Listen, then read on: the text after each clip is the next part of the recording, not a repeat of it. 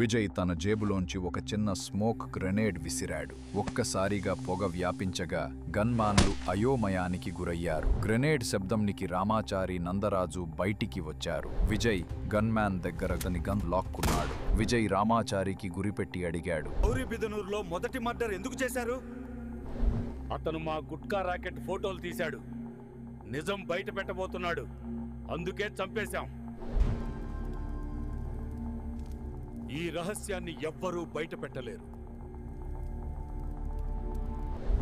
Vijay gun పట్టుకుని కాల్పులు ప్రారంభించాడు. టన్నెల్లో మెరుపులా బుల్లెట్లు శబ్దం. ఒక్కొక్కరిగా గన్మ్యాన్లు పడిపోయారు. విజయ్ అతని గన్తో షూట్ చేశాడు. రమేష్ రక్తంలో కూలిపోయాడు.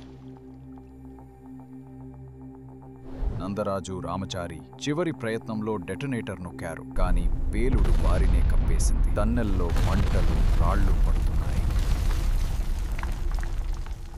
పొగల మధ్య విజయ్ ఒక్కడే బయటకు వచ్చాడు. ఆ రైతు మరణం, సరిహద్దు సత్యం రెండూ ఇప్పుడు బయటపడ్డాయి. కానీ విజయ్కి మరో ప్రశ్న గుర్తు వచ్చింది.